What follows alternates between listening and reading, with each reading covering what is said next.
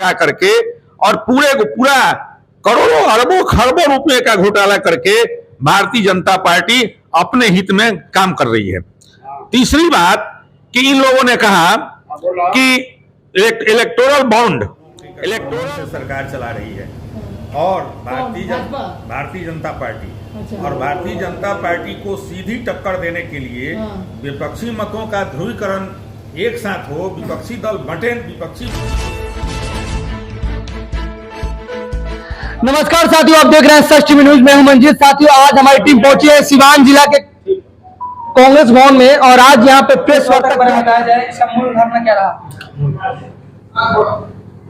Bharatiya Janata party आज पूरे देश में कुछ दिनों से अपने 9 साल के शासन के पूरा होने पर 9 साल बेमिसाल कार्यक्रम के अंतर्गत अपना झूठ फैला रही है और अपने विकास के कार्यों को बता रही है, जबकि वास्तविकता यह है कि इस 9 साल में उन्होंने इस देश को कंगाल बनाया है, इस देश के नौजवानों को बेरोजगार बनाया है, इस देश के किसानों को भूखमरी का शिकार बनाया है, इस देश के नौकरी पेशा वाले लोगों को हताश और निराश किया है और देश की जनता का एक एक जनता का खून इन्होंने चूसा है।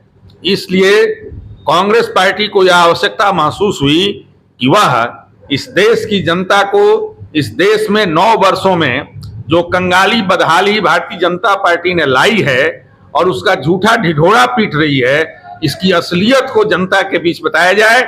इसलिए आज पूरे बिहार में और भारतवर्ष के हर एक प्रखंड और जिला मुख्यालय पर प्रेस कॉन्फ्रेंस के माध्यम से देश की वास्तविक स्थिति को कांग्रेस पार्टी बता रही है। चलिए, एक और हमारे साथ सर जुड़ चुके हैं। सर, बताया जाए आज जो प्रेस वार्ता हुआ है इसका मूल धारणा क्या रहा। मूल भावना ये है जो भारत सरकार का 9 वर्ष का ये लोग उपलब्धि जो गिना रहे हैं सरासर गलत है। जो उसका आप बाजार में देखते हैं, आप भी आम पब्लिक की तरफ पत्रकार होते हुए आम पब्लिक है, 120 रुपया 140 रुपया टमाटर, 180 रुपया दाल, 120 रुपया हरा मर्चा, 70 रुपया झिंगनी, ऐसे करके महंगाई जो आगे बढ़ा है कंफ्यूजन करने के लिए नोटबंदी के नाम पर और काम के नाम पर ये लोग झूठा माने प्रचार कर रहे हैं। मैं यही कहना चाहता हूं कि लोग इस माध्यम को जो प्रचार लोग कर रहा है उसे होशियार रहे और अगले चुनाव में होशियारी के साथ वोट कास्ट करें कांग्रेस को। आप देख लीजिए बेंगलुरु में क्या हुआ, बेंगलुरु में झूठा लोग प्रचार किया, लास्ट में बजरंग बली कह करके मोदी जी अपना किए, वो भी फेल हो गया। बजरंग बली हम लोग के साथ हो गए और इन लोग की हार हुई। जय हिंद, जय भारत, जय कांग्रेस। बगल में एक और शख्स है, अपना शुभ परिचय बताते हुए बताइए। जमाल अहमद, संगठन सचिव बिहार का। आज प्रेस वार्ता हुआ है, इसका जो उद्देश्य है कहीं न कहीं भाजपा के विरोध में है, क्या कुछ कहेंगे। 9 साल जनता बेहाल, आज का की जो परिस्थिति है, इस परिस्थिति में जनता पस्त है और बीजेपी के नेता मस्त है। आपने देखा होगा कि डिफरेंट टाइप का मैटर ये कांग्रेस के खिलाफ प्रोपेगेंडा उठाते हैं, जिसका जवाब जो है जनता देती है। आप कर्नाटक के चुनाव में जाइए, बजरंग बली को इन्होंने कुदा दिया, गदा को घुमा रहे थे, जनता ने उसी गदा से इनको खदेड़ने का काम किया कर्नाटक से। हिमाचल में मैटर उठाते हैं, किसी तरह का कोई वहां जनता के ऊपर दिग्भ्रमित होने का काम जो है जनता नहीं होती है, वहां कुछ नहीं इन लोगों को मिलता है, वहां से भी जनता इन लोगों को खदेड़ने का काम करती है। और आपने सुना होगा कि कुछ वर्षों के बाद नोट छपते थे और नोट बंद होते थे। कितने दिन हुए नोटबंदी को? नोट को इन्होंने 1000 के नोट को बंद किया, 2000 के नोट को छापा। क्या उस 1000 के नोट को रिजेक्शन करने में खर्चा नहीं है? 2000 के नोट को छापने में खर्चा नहीं है? और फिर उसी 2000 के नोट को बंद कर रहे हैं और फिर कोई नोट लाने का इन लोगों का प्रोग्राम चल रहा है। इन सबके पीछे बीजेपी की मंशा एक यही नजर आती है कि जनता के पैसे को जो है राय छितिर करके रख देना है। चलिए, बगल में एक और शख्स है, अपना शुभ परिचय बताते हुए बताइए। सुशील मेरा नाम है। आप इस प्रेस वार्ता में आए हैं। बताया जाए, आप प्रेस वार्ता में शामिल हुए हैं, इस पार्टी के संदर्भ में आप सम्मिलित हैं, किस पद पे हैं? हम कांग्रेस पार्टी कार्यकर्ता है। दरअसल जो 2014 में जो सरकार आई चुनकर, वह चुनकर आई, उसने महंगाई और बेरोजगारी खत्म करने का वादा किया था। उसने कहा था कि हर साल 2 करोड़ रोजगार देंगे। आज रोजगार के नाम पर अग्निपथ योजना चलाकर बेरोजगार नौजवानों का मजाक उड़ाया जा रहा है। वहीं दूसरी तरफ एक आंकड़ा यह भी आया है कि आजादी के बाद सबसे ज्यादा बेरोजगारी का दर अभी पहुंचा हुआ है। तो यह अपने आप में कितनी हास्यास्पद स्थिति है। यह जो सरकार चल रही है वह हम दो और हमारे दो की सरकार चल रही है, जिसमें 2 खरीदने वाले और 2 बेचने वाले हैं। और जो 2 बेचने वाले हैं वह मोदी और शाह है, और जो 2 खरीदने वाले हैं वह अंबानी और अडानी है। अडानी के लिए इन्होंने सब चीज कुर्बान कर दिया है। और राहुल जी ने जब सवाल उठाया कि अडानी जी की जो काली संपत्ति बढ़ रही है वह कैसे बढ़ रही है, और 20,000 करोड़ रुपया का जो बेनामी जो संपत्ति है वह उसका असली राज क्या है, सही मायने में उनकी सदस्यता को इन्होंने छीन लिया और बड़ा षड्यंत्र तौर पर इसको काम को किया। और राहुल जी ने जिस तरीके से भारत जोड़ो यात्रा में लोकप्रियता हासिल की थी, उस लोकप्रियता के बाद जिस तरह से कद उनका बढ़ता जा रहा था, उससे सरकार घबराई हुई थी और अंततः जवाब दिया। आने वाले जो राज्यों के चुनाव हैं, चाहे वह तेलंगाना हो, चाहे मध्य प्रदेश हो, चाहे राजस्थान हो, चाहे छत्तीसगढ़ हो, इन सभी जगहों पर बीजेपी हारेगी बुरी तरीके से और कांग्रेस की सरकार वहां चुनकर आ रही है। तो देखिए, हमारे साथ कांग्रेस पार्टी के जिला अध्यक्ष जुड़े हुए हैं और अपनी बातों को बड़ी बेबाकी से रख रहा है। एक सवाल इनसे हम करते हैं, अंतिम सवाल। सर, सवाल ये है कि घोटाले का जो आरोप आपकी पार्टी लगा रही है भाजपा पे, तो किस आधार पे आप लोग लगा रहे हैं, इसका क्या कारण है? सबसे पहले तो इन लोगों ने अपनी नोटबंदी के बाद इन लोगों ने पूरे देश में एक जिले में करोड़ों करोड़ रुपया खर्च करके अपने जिले का कार्यालय बनाया। हम जानना चाहते हैं, हम भारतीय जनता पार्टी से पूछना चाहते हैं कि ये पैसे कहां से आए, और हम ईडी से भी यह पूछना चाहते हैं कि आप आज तक चुप क्यों बैठे हैं, ईडी आज तक चुप क्यों बैठी है।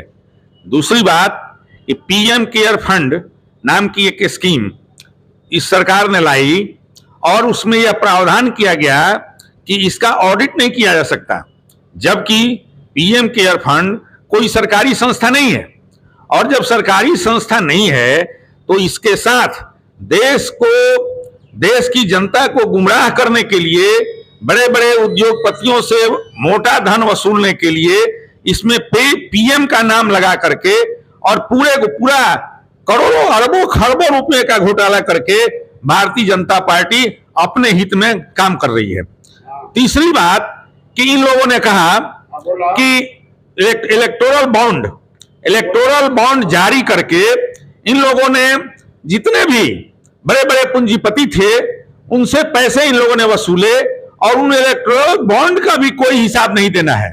इस प्रकार सुनियोजित तरीके से यह सरकार घोटाला कर रही है और जितने भी हथियारों की खरीद यह सरकार कर रही है, सबको जिस हथियार को हम कम पैसे में खरीदते थे उसको 4 गुना कीमत पर अभी जो ये ड्रोन की खरीदारी हुई है। सवाल ये भी है कि भाजपा का नारा है कि सबका विकास, सबका साथ लेकर चलने वाले हैं, और भाजपा का कहना भी है कि हम सबका विकास कर रहे हैं और विकास हमने 9 साल में बेहतर किया है। इस पर क्या कहेंगे आप? नौजवानों का विकास इसने ऐसा किया कि जो सरकार 2 करोड़ नौजवानों को रोजगार देने के नाम पर इस देश में आई, जो सैंक्शनड पोस्ट हैं केंद्र सरकार में 10 लाख, उनमें से अपने 9 साल के शासन में केवल 75,000 नौकरियों के लिए ये लोग पत्र बांट सके। बाकी जो 9.25 लाख नौकरियां हैं सैंक्शन, उनको ये नहीं भर सके, रोजगार कहां से उपलब्ध करते? अच्छा, सवाल कुछ और है। बिहार में हम लोग हैं, बिहार में यहाँ पे सिवान में है, और बिहार में महागठबंधन सरकार चल रही है। बीजेपी पहले सरकार चला रही थी नीतीश कुमार के साथ, तो नीतीश जी ने पलटी मार दिया, महागठबंधन में आ गए, आरजेडी के साथ हमने और सरकार बना दिया, जिसमें कि मुख्यमंत्री बने और तेजस्वी जी उप मुख्यमंत्री बने। और कहा जा रहा है भाजपा की तरफ से कि जंगल राज 2 आ चुका है बिहार में। अच्छा, ये भी सवाल है कि नीतीश कुमार जी जहां के मुख्यमंत्री हैं, बिहार में भी बहुत सारा कुछ उर्वरक है जो उत्पाद होता है, जो खनिज उत्पाद होता है, बिहार में बहुत सारे खनिज जो अभी भी है। झारखंड अलग होने के बाद भी यहाँ से कुछ माइनिंग होती है, जो कोयला है, चाहे और भी बहुत चीज है जो कि उत्पत्ति होने के बाद से उसका जो ब्यौरा है, उसका जो मतलब उत्पाद है वो कहाँ जाता है, उसका जो फंडिंग होता है, जो पैसा आता है उससे, वो कहाँ जाता है, उसमें क्या कहेंगे आप? बहुत कम मात्रा में बिहार में खनिज की बात है। यहाँ बालू और आलू यही 2 चीज है, बाकी तो खनिज कोई विशेष है नहीं, इसलिए उसमें घोटाले की तो कोई बात ही नहीं है। तो नीतीश जी के क्या कहेंगे? नीतीश जी हमेशा पलटते रहते हैं, सुनने में आ रहा है कि नीतीश जी मतलब फिर भाजपा में चले जाएंगे। नीतीश जी के पलटने से और नीतीश जी के सीधा रहने से कोई बिहार की राजनीति में जो परिवर्तन होने वाला है बिहार की जनता देख रही है। तो आप लोग के मतलब कांग्रेस पार्टी बिहार में एक दम पे क्यों नहीं लड़ती है, मतलब अपने बल पे क्यों नहीं लड़ती है? आज गठबंधन की राजनीति चल रही है। भारतीय जनता पार्टी 25 से ज्यादा दलों के गठबंधन से सरकार चला रही है और भारतीय जनता पार्टी अच्छा। और भारतीय जनता पार्टी को सीधी टक्कर देने के लिए विपक्षी मतों का ध्रुवीकरण एक साथ हो, विपक्षी दल बंटे, विपक्षी मत बंटे नहीं, इसलिए कांग्रेस पार्टी सभी दलों के साथ मिलाकर महागठबंधन के आधार पर चुनाव लड़ा। इस बार सीवान के बारे में थोड़ा बात कर लेते हैं। लोकसभा के बारे में क्या कहेंगे? लोकसभा का सीट किसी खत्म जाएगा, जदयू भी जाएगा, आरजेडी में जाएगा, कि कांग्रेस में जाएगा, कि किसी और पार्टी में जाएगा? देखिए, यह काम आला कमान तय करती है और शरद पवार जी के नेतृत्व में जो कमेटी बनी हुई है अभी वह प्रारंभिक अवस्था में है। जो बेंगलुरु में जो मीटिंग होने वाली है उसमें वे सभी नॉर्म्स तय होने वाले हैं कि चुनाव कौन कहां से लड़ेगा। ऐसे में किसी भी प्रकार की भविष्यवाणी करना या किसी भी प्रकार का कयास लगाना निरामूर्खता होगी। इसलिए इससे सभी मैं इस पर कोई टिप्पणी करूंगा ही नहीं। दूसरे लोग भी जो टिप्पणी करते हैं उनसे भी मैं आग्रह करूंगा कि वे इस प्रश्न से का जवाब देने से बचें। चलिए, धन्यवाद, थैंक यू।